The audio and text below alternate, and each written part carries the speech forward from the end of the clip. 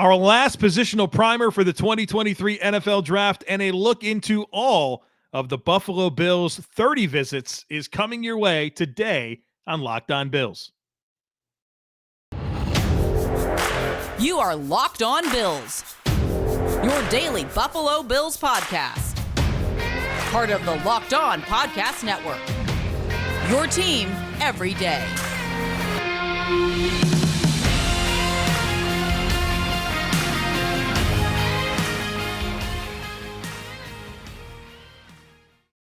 What's up, Bills Mafia? It's Joe Marino, author of Go Bills and Buffalo's Run, also the co-host of the Locked On NFL Scouting podcast, and I am your host of Locked On Bills. I want to thank you for making Locked On Bills your first listen every day, and a big welcome to our everydayers. You know who you are. Those of you who never miss a single show, I appreciate you very, very much. Also, please be sure to subscribe or follow for free on YouTube or wherever you listen to podcasts. We're part of the Locked On Podcast Network, your team every day.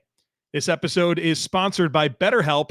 BetterHelp connects you with a licensed therapist who can take you on that journey of self-discovery from wherever you are. Visit BetterHelp.com/LockedOn today to get 10% off of your first month. Well, folks, we're going to tie a ribbon on the positional primers for the 2023 NFL Draft today, focusing in on the safeties, and then we're going to dive into the remaining Buffalo Bills 30 visits. And what I mean by that are the pre-draft visitors, the prospects the Bills had into Buffalo for a visit. And so we've talked about most of them, but there's still a few that we haven't. And so I want to plug in the gaps today so that way we can be fully prepared for this week's NFL Draft that's coming Thursday, Friday, and Saturday. Before we get there, though, a little bit of a programming note here. I'm going to do something a little extra. This Tuesday, April 25th, 7:30 p.m. Eastern Time on the Locked On Bills YouTube channel. I'm going to do some live mock draft simulations. So come be part of it. We're going to use some different mock draft simulators that are out there on the internet, and we're going to have some fun. We're going to go through some scenarios, talk through it. I'll answer some questions.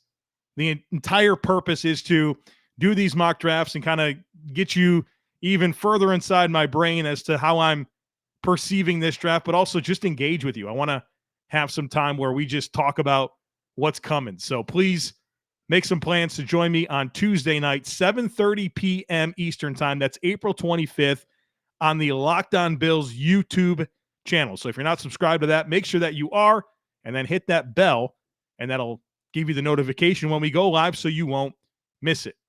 All right, let's talk about the safety position for the Buffalo Bills entering the 2023 NFL Draft, and then talk about the prospects. And really, the motivation for me to talk safeties is the Bills have had a handful of visitors in, 3 of them actually, that are safeties, and then there's one other player that I want to mention. So let's talk about the situation here. And the Bills obviously have Micah Hyde back coming off of the neck injury, and he's on the last year of his deal. Jordan Poyer's back. That's still fun to be reminded of, right? We thought he was gone. Nope, he's back. 2-year contract. It could very easily be a 1-year deal, though. In addition to those 2 players, you have Taylor Rapp, a free agent signing from the Los Angeles Rams, who I think is an NFL starting caliber player. That's your third safety. Damar Hamlin, he's going to play football again. He's made that official that he's been cleared, and it's in his intent to come back and play. And obviously a player entering his 3rd season that played a good amount of football for the Bills last year and provides quality depth. I think you still have Cam Lewis, who's back, who switched over to safety last year. And as the 6th guy, you have Zane Anderson, veteran special teamer type player that came over from the Chiefs that the Bills signed this offseason as well. And I got to be honest, I'm pretty satisfied with that. You got 2 outstanding starters, 2 quality backups, Cam Lewis and Zane Anderson. That's a pretty good looking depth chart, in my opinion. But the Bills are certainly doing some work on some of these safeties, and so therefore I want to talk about those players. So we're going to talk about 3 pre-draft visitors at safety, and then just one other safety that I had to bring up because I'm a big fan of his game. And part of what I've committed to you in terms of these positional previews and stacking the Buffalo Bills draft board, the Bills specific draft board that I'm creating, is that it's going to be any player that I would personally draft in the first 3 rounds for the Buffalo Bills, in addition to all of the pre-draft visitors. And so we have one player that I would draft in the first 3 rounds, and then we've got 3 pre-draft visitors. So that player that's number 1 for me amongst safeties is Brian Branch out of Alabama. He is not a pre-draft visitor, but I think he's very clearly the best safety in this class. Have a late first, early second round grade on him. He comes in at 5'11 and 5/8, 190 pounds, 30 and 3/4 inch arms. Not a great RAS score, 5.27. Very, very average. Watch this guy play football. He's awesome. He is instinctive. He's physical. He does a very good job of filling multiple roles. For Alabama, he plays a lot in the slot. He also plays in some deep alignments, but he also plays kind of that Taron Johnson role where at times he's literally a linebacker. And so he's very much a do-everything safety that's highly instinctive. And I love this guy as a tackler. His trigger, his ability to play forward and make plays and play through contact and finish is outstanding.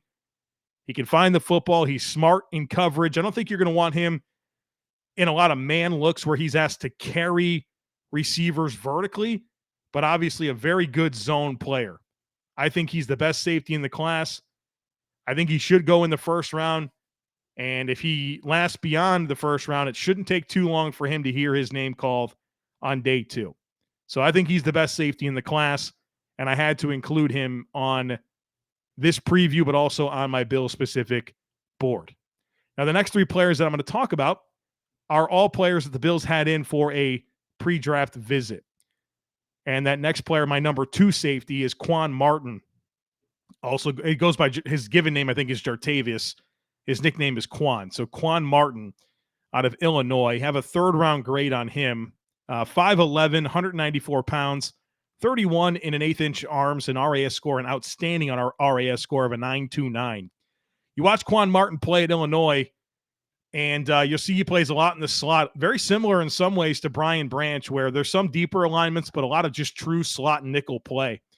And one thing that we know about the Bills and the safeties that they like is they do have that corner background, which will be true for 3 of the 4 safeties we're about to talk about. Even Brian Branch played some corner and practiced a lot at corner for Alabama. Quan Martin played quite a bit of slot corner for Illinois. And he is really fun to watch. He's super dynamic in terms of athleticism. So his RAS score is very good, but it shows up on tape. Very springy, change of direction ability, can close distances in a hurry. He's very physical, super competitive. Another guy that likes to play through contact, is a very, very good tackler. So you get those characteristics as well. His ball skills can be hit or miss. There's times where he makes really good plays on the ball, and there's other times where I just feel like he can't find it, or he mistimes his break and gives up some completions. But I think he's a versatile player that I like quite a bit. If the Bills didn't have Taron Johnson, I'd probably be a little more interested in Quan Martin.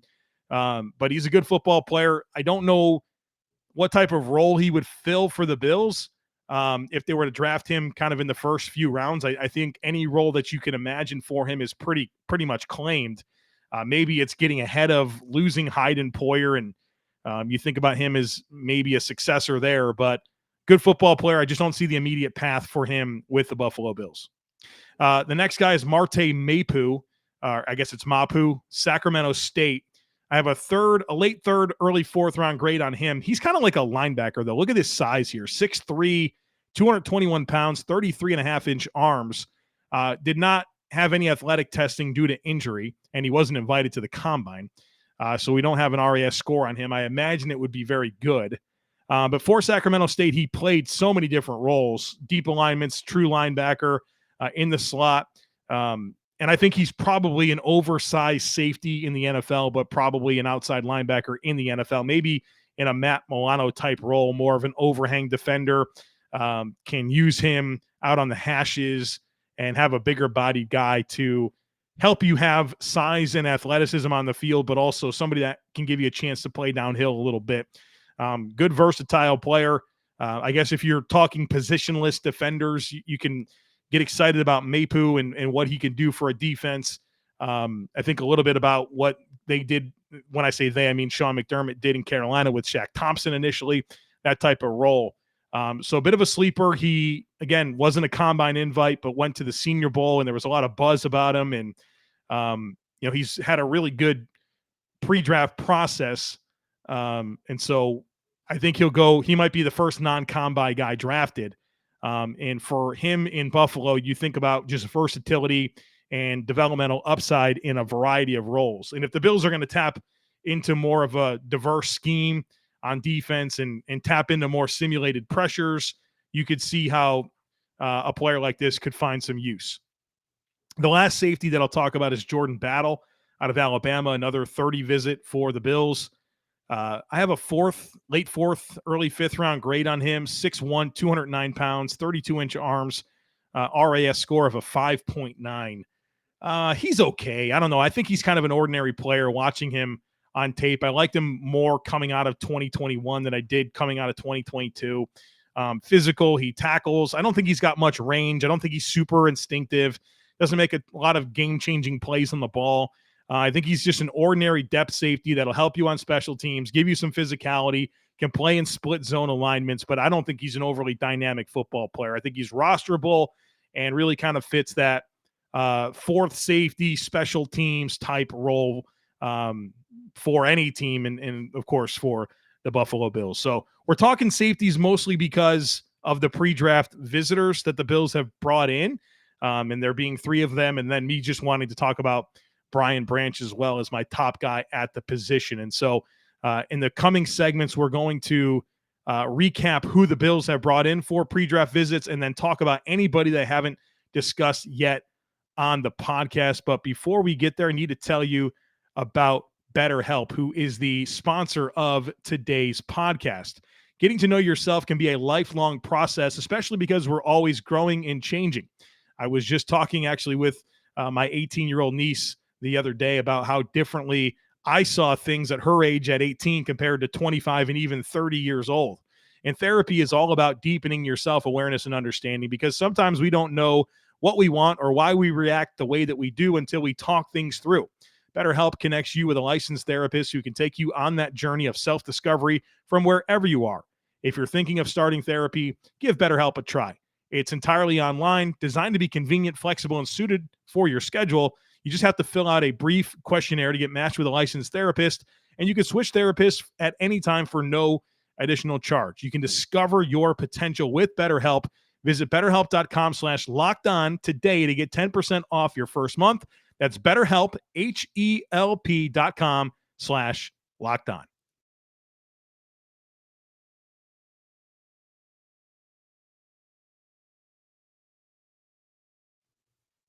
All right, folks. I'm very excited to really kind of finish all the prospect evaluation component of getting ready for the NFL draft. And so the next 2 segments will focus on the offensive pre-draft visitors and the defensive pre-draft visitors. And then tomorrow for our everydayers, I'm going to give you that Bill-specific big board. I've been stacking this as we've talked about these players. I have grades. And so I'm really going to give you that board in order of how I would draft these players if I were Brandon Beane. And so that should be a good resource for you come draft day. So don't miss that. All right, let's talk about these offensive visitors. And so let's first talk about, well, why would you have pre-draft visitors? Well, every team gets a chance to bring in 30 players. And you can bring in those players for a variety of reasons. Maybe you're very interested in that player and you want to make sure they're everything you thought they were by bringing them in and getting them in your building and getting to know them even more. And it's legitimately you have interest in drafting them. Maybe you just have some missing pieces of the evaluation, something medical-wise, a red flag, something that needs to be fleshed out a little bit more before you really stack them on your board. So you just need more information. Maybe you're just throwing off the scent. You're bringing in players to throw off the scent, right? Like literally bringing a player that you don't have much interest in drafting to make it look like you have interest in that player. So there's a number of reasons why you can have a player in for a 30 visit. And so it's hard to really nail down exactly why each player would come in, but I think there's something relevant about each and every one of them.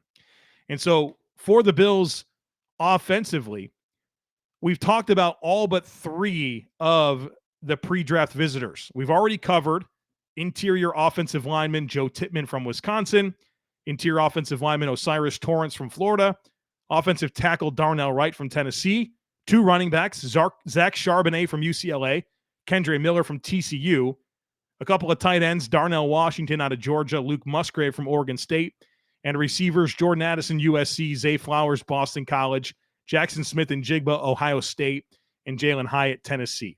And so there's three more that I need to give you my mini scouting report on and talk about where I value them. So the Bills had in wide receiver Nathaniel Dell. His nickname is Tank Dell.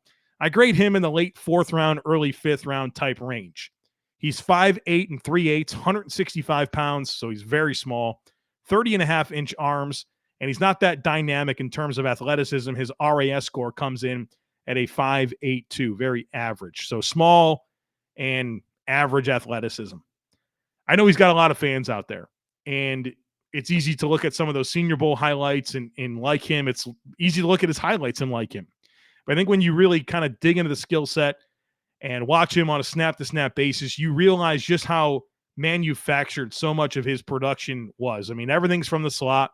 A lot of it's got motion attached to it, and they hide him behind guys. Like, they'll motion him into a stacked alignment with a receiver on the line of scrimmage just so that he can get that release, right? Everything for him is taking advantage of space that is either manufactured by scheme or, well, really by scheme or by alignment, right? Based on where he lines up. And so I think there's just so many limitations to him because of that size and that very modest athletic profile that you can really get excited about the twitch and getting in and out of breaks and how much production he has. But I get concerned about the overall package here. I think he's more of a gadgety type player that can be a wide receiver 4 or a 5, Isaiah McKenzie type player, but not necessarily somebody who I envision as a primary starting slot receiver in the NFL or a guy that really commands any type of volume.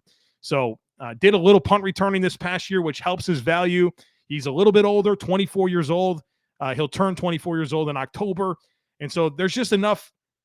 There's enough here that I'm concerned about for me not to overly value a guy like Tank Dell, although I do recognize some really intriguing highlight reel plays that he'll make and really exciting routes that he'll run from time to time. But I think the overall package here leaves a lot of questions for me. The next guy is wide receiver Justin Shorter out of Florida, a guy that I value kind of in that 6th, 7th round range. 6'4" and in 2/8, 229 pounds, 33 3/4-inch arms, RAS score of a 7.94. Justin Shorter, very modest production coming out of Florida. Their quarterback play has been very erratic in recent years, which obviously hasn't helped. He really just offers a lot of size, right? Like I mentioned, 6'4", 230, big old dude, almost 34-inch arms, and he's got a lot of downfield production. And so you look at him and you see that ability to get down the field, win with size and ball skills at the catch point. Fairly explosive for a bigger bodied guy. He blocks well. He plays physically. He can help you on special teams. And so when you're thinking about that depth receiver, bottom of the depth chart, wide receiver 5, wide receiver 6, I think he gives you some appeal in that type of role. You think about what Jake Kumerow provided for the Bills in recent years, where a lot of blocking, a lot of special teams, and then just occasionally that ability to get down the field and you can target him. So a nice bottom of the depth chart type player, not an overly valuable skill set. You're not going to love the route running. You're not going to love the yards after catch. He's not a do everything player. And so that's fine. You're right. Everyone's not Stephon Diggs, right?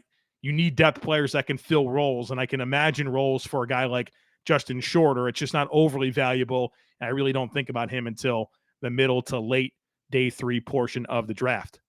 The last player that the Bills brought in for a pre-draft visit that we haven't talked about until this moment is Luke Schoonmaker, tight end out of Michigan. Have him graded in the late 3rd round, early 4th round range. 6'5", 251 pounds, 32 7/8-inch arms, RAS score of a 9.86. Schoonmaker really emerged this past season for Michigan. They had some injuries at the position, and he really stepped up and showed baseline skills across the board, whether it's route running, hands, ball skills, blocking, versatility. He really just kind of checks a lot of boxes. I think he's like a souped up version of Tommy Sweeney, and I mean that in the best possible way. With Tommy Sweeney, I thought he was just very average across the board, but like nothing overly dynamic about him. I think you get a more dynamic player here that can sort of do everything for you. And if the Bills wanted to go with the more modest investment, third, fourth round for a tight end that I think can really upgrade or challenge at least Quentin Morris and allow the Bills to maybe be more versatile with their tight ends, I like what Schoonmaker gives you. I think he's got some route running ability that's pretty intriguing to me. And there's some athleticism to go with that size that makes him appealing. And he's really an aggressive blocker as well. So I think he's got the ability to be a quality tight end too, maybe a low-level starter in time. Really like the trajectory of the player, had a really good year at Michigan, and obviously size, athleticism, baseline skills. There's enough there to be intrigued with him. So there you have it, all the offensive players that the Bills brought in for a pre-draft visit. In just a moment, we're diving into the defensive side of the football.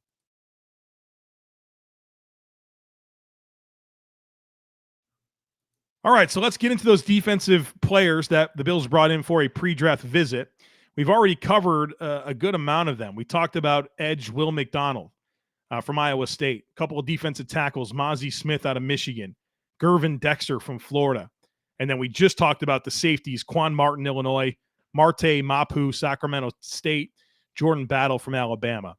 And so there's four more players for us to discuss that the Bills brought in for a pre-draft visit.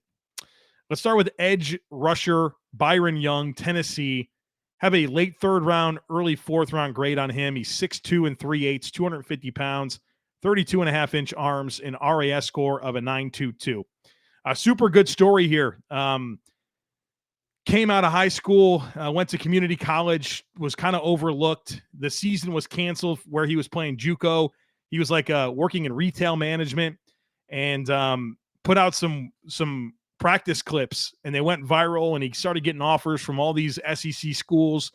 And I think Tennessee was the first one, and he went there and had a really nice run with the Volunteers and got better every season and has some intriguing skills. I mean, he's really, really explosive off the ball. He's very, very flexible. I mean, he can really bend at his hips and bend at his ankles to turn tight quarters. I mean, he's really, really flexible. And so if the Bills were looking for that bursty, bendy guy in the middle rounds, I mean, Byron Young can absolutely play. And he was moved around quite a bit for Tennessee in terms of giving him different alignments and angles to attack the pocket, and found some success. I mean, there's some intriguing ability here. I mean, he is a bit raw. He's a little bit older. He's 25 years old already. So you're certainly mindful of that. But he comes in with a really nice toolbox to work with. I don't think he's going to be a great run defender, right? I think he might be a designated pass rush type guy, long and late down specialist. But there's something about this guy. I had a chance to meet him. His story is incredible. And somebody that you really have no questions about coming in and being a worker, somebody who's going to, football's important to him. You can tell that by interacting with him. And so there's a lot to like here. He helps you in the most important ways, which is rushing the passer. Not sure he's an every down player or a guy that's going to command a ton of volume of snaps, but what he does is really effective and really valuable. The next guy, defensive tackle Zach Pickens out of South Carolina. Have a late fourth, early fifth round grade on him. He's 6'3" and 7/8, 291 pounds, 34 and 3/8-inch arms, so really good length, and a really good RAS score of a 9.23. I'll tell you what, Zach Pickens is a player I've been dialed into for a number of years, and he just underwhelms me.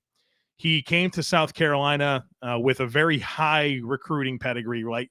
Like the next Jadeveon Clowney type player is what he was supposed to be for South Carolina, and then that just never happened. You just watch him play, and he's just so ordinary to me. I don't see any dynamic ability show up on the field with any level of consistency. He's a jag, just a guy. For years, we're just kind of waiting for him to break out and really fulfill the promise of his recruiting pedigree, but also the physical upside that he came with, and it just never really happened. And so maybe it will in the NFL. I'd probably let somebody else figure that out. He just has never moved the needle for me, despite appealing traits. He just doesn't make a lot of plays and doesn't make a lot of impact. So he'd be somebody that I would think about middle of day 3, but not overly excited about. The next player is another guy I don't love. The Bills had in for a pre-draft visit. Defensive tackle Jacqueline Roy from LSU. Have a late day 3 grade on him, 6th, 7th round type range. He's 6'3" and 3/8, 305 pounds, 32 3/4 inch arms, an absolutely awful RAS score of a 3.72. And you could see that on tape. There's nothing about his movement skills that are appealing. I mean, no lateral range, no ability to fire off the ball with any level of explosiveness. I think he's got a soft anchor. He might be okay against single blocks, but double teams just root him out. I think he's a maybe rosterable 4th defensive tackle, probably more a practice squad type player. I'm not a big fan here. He wouldn't move the needle at all for me as a mid to late day 3 pick. So hoping the Bills stay away from him. And the last guy that I'll mention is a really good football player. I just would be really surprised if the Bills drafted him, but they brought him in for a pre-draft visit, and that is cornerback Deonte Banks out of Maryland, who I think is probably a first-round talent. He'll probably get drafted in the first round. He's 6 foot, 197 pounds, 31 3/8 inch arms, and a perfect RAS score of a 10. Watch him play. He's good. He's got quick feet, fluid hips, pretty instinctive in coverage in terms of his mirror and match skills. I think he's good in zone as well in terms of how he can space the field, squeeze routes, stay disciplined. He tackles. He's got good size, super physical. He might be the best tackling corner in this class. Devin Witherspoon probably has something to say about that, but he's up there on the list. Deonte Banks. If the Bills needed a cornerback, I'd be all about him as the pick at number 27. But I don't see the need at corner. I really don't. I mean, Trey White, Kyer Elam, Dane Jackson, Christian Benford, those guys are all here. And so with those guys in the mix, I don't know that Deonte Banks is a player that makes a lot of sense unless you were planning on moving on from some of those players very quickly, which I don't think is the case. And so, look, I think he's, like I said, probably going to go in the first round. And maybe the Bills are just doing due diligence here. And maybe it's a situation where if he's on the board, it's like legitimate best player available, and you throw need to the wind and you draft him. And if the Bills did that, I'd have to just put my palms in the air and say, well, he might have really been the best player on the board, and you're just trying to collect talent and get value. Like, that's part of the game too. It's not just needs and filling needs. It's about how you are aware of the class and understand the value of players, not just within the class, but with what they do in the NFL. And you're just trying to collect good talent at meaningful positions. And so the Bills picked him in the first round. I mean, it would be good value. I just don't know that he fits a need. So there's kind of that tug and pull there in terms of processing it, but he's a really good football player that the Bills had in for a pre-draft visit. So there you have it. The safeties, the offensive 30 visits, the defensive 30 visits. Folks, the hay is in the barn. We've watched all the tape that we're going to before the 2023 NFL draft. And so tomorrow we are going to deliver that final Buffalo Bills big board in order. We'll talk about the talent cliffs and the tiers and how it stacks vertically and horizontally. That's a big part of that discussion as well. So make sure you come on back for that. And then Tuesday night, April 25th, I'm going to be live on YouTube, 7:30 p.m. Eastern time. We're doing live mock draft simulations, which will be really fun. But I also just want to engage with you guys and your questions as we're all thinking about this NFL draft coming on Thursday. So come on by, hang out for a little bit, and have some fun. That's going to do it for us here today on the podcast. As always, I kindly ask that you share, subscribe, rate, and review. Have a great rest of your day, and I look forward to catching up with you again tomorrow.